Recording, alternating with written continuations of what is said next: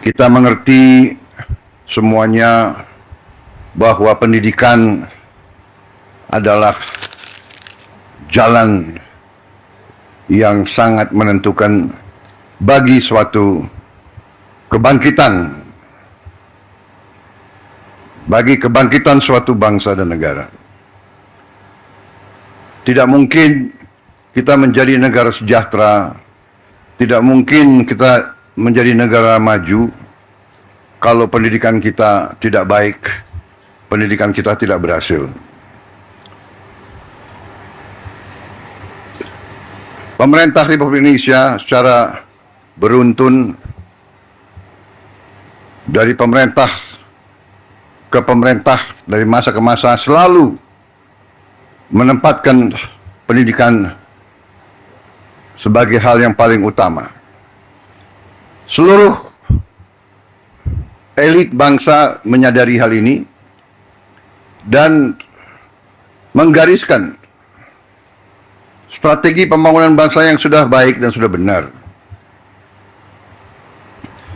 Dibandingkan beberapa negara lain, negara kita menempatkan pendidikan sebagai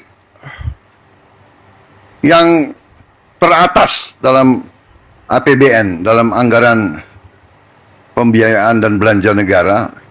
Pendidikan yang paling pertama. Kalau tidak salah, APBN sekarang ini mungkin yang tertinggi selama sejarah Republik. Di atas mungkin 22%. Kita bandingkan dengan negara lain. Negara India yang utama nomor satu adalah pertahanan. Memang mereka mengalami kemungkinan ancaman terhadap pertahanan mereka. Kita bersyukur bahwa cukup lama berkat kepemimpinan presiden-presiden kita terdahulu, bangsa kita relatif mengalami berapa puluh tahun masa relatif damai. Memang ada berbagai krisis, berbagai gerakan separatis, tapi secara garis besar bangsa kita tidak mengalami perang besar mungkin sudah 60 tahun lebih. Kita bandingkan dengan negara Eropa, tempat lahirnya demokrasi, perang besar sekarang. Di Timur Tengah hampir tidak pernah berhenti perang. Di Palestina, di Gaza, di Suria, di Lebanon, di Irak, di Yaman, di Libya, di Sudan, sebut saja. Eritrea, Somalia, Chad, Mali, perang. Kita harus bersyukur. Untuk itulah masa sekarang karunia besar dari Yang Maha Kuasa, masa damai,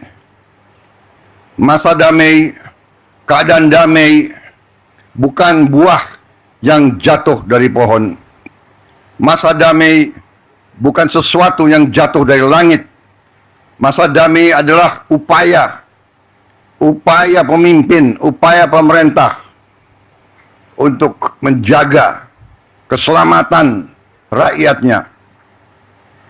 Dan dalam masa damai ini, marilah kita semua unsur bangsa, marilah kita gunakan kesempatan ini untuk membangun negeri dengan kecerdasan, dengan kearifan, dengan hati yang bersih, dengan kejujuran, sehingga kita bisa membangun masa depan anak-anak dan cucu-cucu kita. Pendidikanlah yang menentukan apakah negara ini mau jadi negara miskin atau negara ini mau jadi negara yang baik untuk rakyatnya. Pendidikan yang menentukan. Pendidikan sudah dapat alokasi yang besar. Tapi marilah kita waspada. Mari kita jujur kepada diri kita sendiri. Tidak kita mencari kesalahan siapapun. Mari kita jujur kepada diri kita sendiri. Mari kita bertanya, apakah anggaran pendidikan yang begitu besar sudah bertahun-tahun sampai atau tidak kepada alamat yang harusnya ditujukan.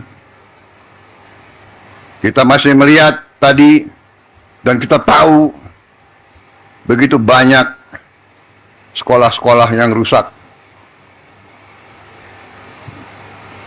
Padahal kalau kita buka-bukaan anggarannya ada.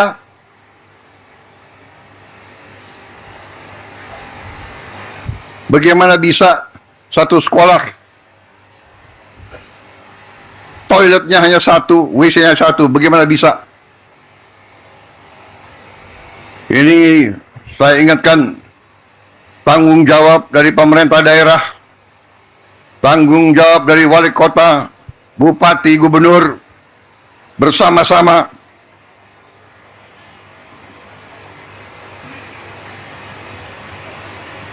saya memang menetapkan anggaran, saya kira kalau dicek cukup besar untuk perbaikan sekolah-sekolah. Tapi tidak cukup. Berapa? 16 triliun ya? 16, hampir 17 triliun. Tapi cukup hal ini untuk mungkin hanya 11.000 sekolah. Ya, 11.000 sekolah kira-kira. Ini tidak cukup. Sekolah seluruh Indonesia adalah 330.000 sekolah. Benar ya Pak Menteri? Yang sekolah negeri berapa Pak Menteri? Dari 330.000. 200.000 sekian. Jadi kalau kita perbaiki 11.000, mungkin perlu 30 tahun sampai sekolah ini semua bisa diperbaiki. Dan kita tidak boleh menyerah. Tidak boleh kita 30 tahun memperbaiki sekolah-sekolah itu. Karena itulah saya bertekad melakukan penghematan terus-menerus. Kita harus memperbaiki sebanyak-banyak sekolah seluruh Indonesia dalam waktu secepat-cepatnya. Inilah yang saya sedang pikirkan terus bersama menteri-menteri saya. Terus-menerus saya memikirkan bagaimana kita cari uang. Bagaimana kita mengelola kekayaan kita. Karena terus terang saja, berkali-kali saya sampaikan, kekayaan bangsa Indonesia masih terlalu banyak yang bocor dan tidak sampai ke rakyat.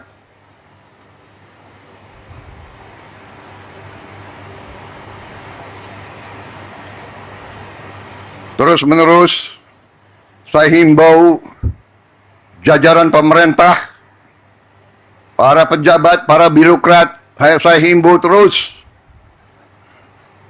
berbuatlah yang terbaik untuk rakyat.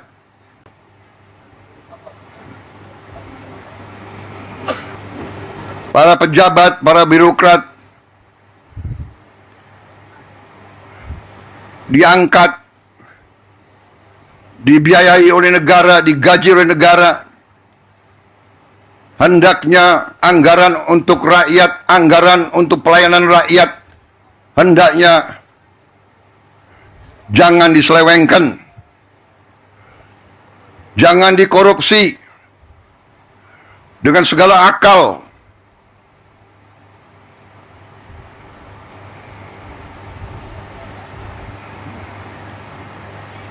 Saudara-saudara sekalian, begitu banyak kebijakan kita yang akan kita lakukan untuk memperbaiki keadaan kesejahteraan rakyat kita dan ASN kita dan guru-guru kita, pejabat-pejabat kita semuanya. Saya sedang merencanakan juga bagaimana menaikkan gaji para hakim kita, agar hakim kita nanti tidak bisa disogok, tidak bisa dibeli, sehingga hukum dilaksanakan dan ditegakkan dengan baik.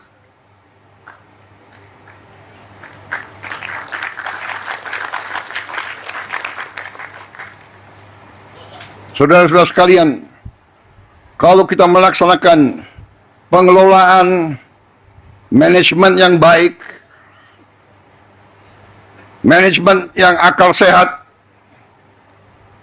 bahwa setiap dana akan dikelola dan digunakan sungguh-sungguh untuk kepentingan rakyat, saya berpikir kita bisa mempercepat perbaikan sendi-sendi kehidupan bangsa, antara lain memperbaiki semua sekolah-sekolah di seluruh Indonesia. Ini sasaran kita. Saya menggunakan istilah hasil terbaik cepat. Kita harus berkumpul otak-otak terbaik bangsa, berkumpul untuk melihat cara-cara solusi yang terbaik cepat. Bukan terbaik, tapi penyelesaiannya 30 tahun. Bukan terbaik, tapi kita tidak tahu kapan selesainya. Terbaik, cepat. Ini kewajiban. Ini tuntutan zaman. Bangsa-bangsa lain sedang berlari menuju kemajuan. Kita tidak boleh ketinggalan. Kita negara yang besar, negara yang kaya. Tidak pantas kekayaan kita tidak kita jaga. Kita menjadi bangsa yang bodoh kalau kita tidak bisa menjaga kekayaan kita. Dengan kekayaan yang kita jaga, dengan keberanian kita untuk menguasai kekayaan kita sendiri, kita akan punya sumber daya, kita akan punya dana untuk memberi pendidikan yang terbaik untuk seluruh rakyat kita. Ini tujuan kita. Ini tujuan pemerintah yang saya pimpin. Ini perjuangan saya dan pemerintah saya. Karena itu, terima kasih undangan hari ini. Kita luncurkan, tapi kita akan luncurkan ini hanya sebagai awalan, ya. Ada langkah-langkah yang kita lakukan, perbaikan sarana semua sekolah kita harapkan. Mungkin sekarang baru bisa 11.000 sekolah, tapi begitu kita bisa dapat penghematan, begitu dapat dana lebih, terus akan kita tambah perbaikan-perbaikan itu. Selanjutnya, saya ingin ada digitalisasi sekolah-sekolah. Kita akan taruh layar-layar televisi di tiap sekolah kita. Di situ kita bisa memberi pelajaran-pelajaran yang terbaik, dan ini bisa bermanfaat untuk sekolah-sekolah, apalagi di daerah terpencil, daerah tertinggal, daerah terluar, ataupun di daerah-daerah kota dan sebagainya yang mengalami kesulitan mendapat bahan atau mendapat guru yang ahli di bidang-bidang tertentu. Nanti kita akan kumpulkan beberapa ratus guru terbaik, kita pusatkan di sebuah studio, dan dia akan ngajar ke seluruh sekolah di seluruh Indonesia. Ini membantu sekolah-sekolah, membantu guru-guru di semua sekolah-sekolah di seluruh Indonesia. Saudara-saudara, kita akan mulai, saya kira dalam waktu yang tidak terlalu lama. Saya berharap dalam 2 bulan sudah mulai sekolah-sekolah pertama menerima layar-layar televisi tersebut. Kita berharap sasaran saya adalah dalam 1 tahun, pertengahan 2026, semua sekolah di Indonesia bisa mendapat layar televisi tersebut. Mudah-mudahan ini bisa tercapai.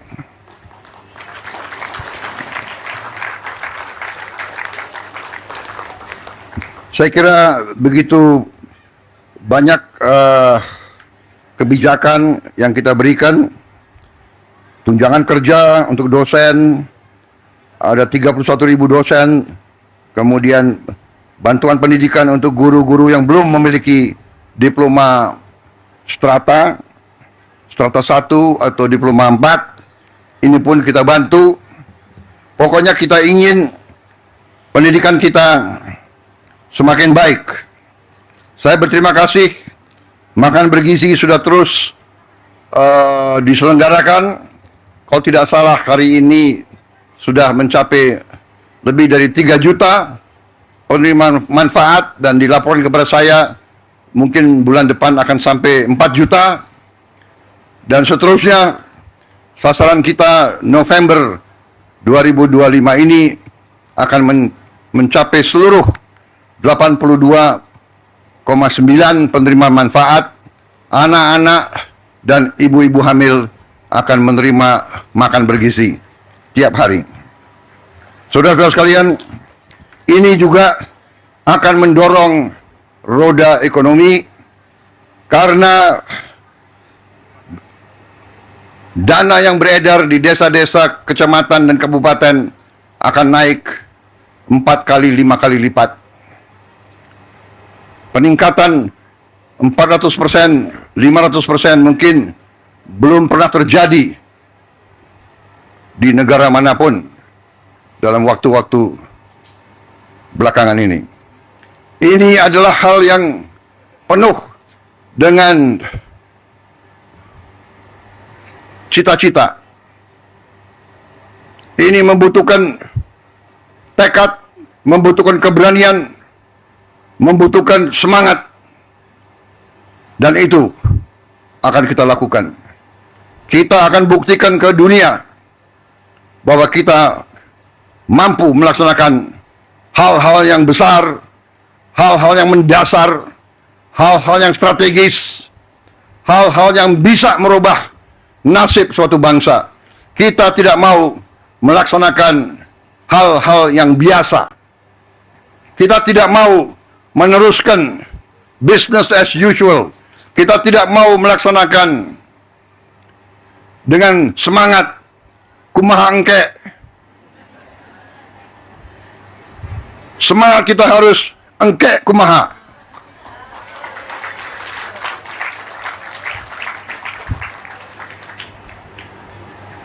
Hilangkan itu semangat kumaha engke wae, kumaha juragan wae. Kita harus bekerja keras, cepat, dan saudara-saudara, kita mampu. Kita akan buktikan bahwa kita mampu. Banyak negara sekarang datang ke kita, mau belajar dari kita. Saudara-saudara, bertahun-tahun kita selalu import beras. Bertahun-tahun kita selalu import jagung. Alhamdulillah, tahun ini produksi kita melimpah. Produksi kita jagung dan beras melimpah. Bahkan Menteri Pertanian dan banyak pejabat datang ke saya, Pak, kita bingung Pak, nggak ada gudangnya. Akhirnya saya bikin program kilat, membuat gudang darurat, gudang improvisasi. Kita akan bangun 25.000 gudang improvisasi yang akan dibuat dari bahan-bahan yang lumayan, bisa bertahan 5-10 tahun. Sambil nanti gudang yang benar akan kita bangun di tiap desa. Dalam 3-4 bulan lagi kita akan mulai membangun gudang-gudang koperasi di 80.000 desa. Nanti tidak ada lagi panen yang tidak bisa disimpan dan dirawat. Tiap desa akan punya pendingin, cold storage. Panen nanti buah dan sayur akan bisa disimpan, tidak akan busuk, tidak akan rusak karena terlambat dikirim ke pasar. Tiap koperasi desa akan memiliki truk, minimal 80.000 truk, sehingga begitu panen bisa dikirim ke penggiling padi, bisa dikirim ke Bulog, bisa dikirim ke pasar. Dari kota bisa membawa bahan-bahan yang diperlukan oleh rakyat di desa-desa. Saudara-saudara sekalian, kita akan buat gerakan besar untuk merubah, untuk memperbaiki ekonomi Indonesia, untuk memperbaiki ekonomi rakyat, untuk memberi hasil terbaik cepat. Saudara-saudara sekalian, saya kira itu yang ingin saya sampaikan. Terima kasih keluarga besar pendidikan. Terima kasih para guru seluruh Indonesia. Sungguh-sungguh para guru ini adalah memang pahlawan yang sering tanpa tanda jasa.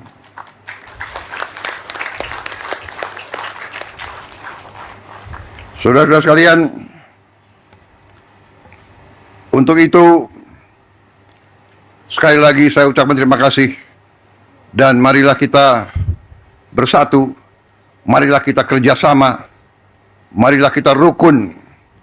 Bangsa yang besar adalah bangsa yang rukun. Guru, petani, buruh, nelayan, pegawai negeri, pengusaha, profesor, tentara, polisi, bea cukai, semuanya kerjasama. Semuanya bekerja untuk masa depan kita. Semuanya bekerja untuk anak-anak dan cucu-cucu kita. Itu negara kita akan bangkit, dan harus bangkit, dan akan bangkit. Wassalamualaikum warahmatullahi wabarakatuh. Terima kasih para guru. Selamat berjuang. Dan saya akan monitor terus masalah pendidikan ini. Saya kira kalau ditanya setiap undangan ke sekolah, setiap undangan ke kampus, setiap undangan lembaga pendidikan, setiap undangan yang berurusan dengan pendidikan, itu saya prioritaskan. Dan rapat-rapat saya selalu memikirkan bagaimana mencari uang untuk memperbaiki pendidikan kita. Sekali lagi, terima kasih. Selamat bekerja. Dan optimis, kita akan menjadi negara yang hebat. Terima kasih.